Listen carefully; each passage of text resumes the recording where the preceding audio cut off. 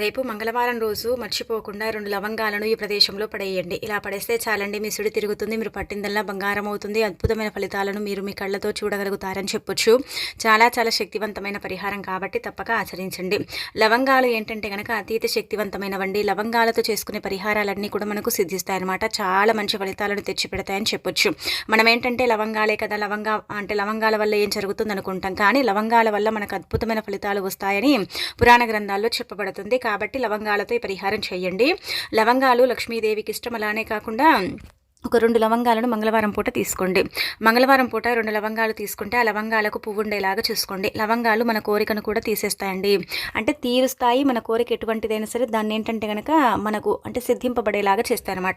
ఇలా 2 లవంగాలు తీసుకొని మీరు ఏంటంటే కనుక ఆంజనేయ స్వామి గుడి ప్రాంగణంలో ఈ 2 లవంగాలను చక్కగా సంకల్పం చెప్పుకోండి. అంటే మీ కోరికలు ఉంటాయి కదా, ఎటువంటి కోరికైనా సరేనండి గుర్తు పెట్టుకోండి. ఎప్పుడైనా సరే ఒకటే కోరిక కోరుకోవాలి. మనం 10 కోరికలు కోరి పరిహారం చేసుకుంటే పెద్దగా ఫలితాలు అయితే రావండి.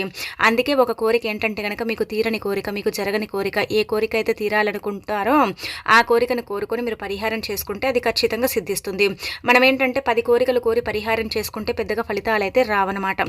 ఏ కోరిక అయితే తీరటం లేదో ఆ కోరిక గురించి చెప్పుకొని తల చుట్టూతో 3 సార్లు తిప్పి ఆంజనేయ స్వామి గుడి ప్రాంగణంలో, అంటే దగ్గర కాదండి, కొద్దిగా దూరంలో ఏంటంటే కనుక ఆ లవంగాలను పడేయండి. ఇలా చేయటం వల్ల అద్భుతమైన ఫలితాలు వస్తాయి. మీ కోరిక ఎటువంటిదైనా సరే అండి ఖచ్చితంగా తీరుతుంది. మీరే ఏంటంటే కనుక అద్భుతాలను చూసి ఆశ్చర్యపోతారు. లవంగాలకు అంతటి శక్తి ఉంటుంది. లవంగాలు ఏంటంటే కనుక చక్కగా మనకు పనిచేస్తాయని కూడా పరిహార శాస్త్రాల్లో చెప్పబడుతుంది. కాబట్టి రేపు మర్చిపోకుండా మంగళవారం చేయండి. ఒక మంగళవారం చేస్తే కొంచెం ఫలితం వస్తే మళ్ళీ మంగళవారం చేయండి.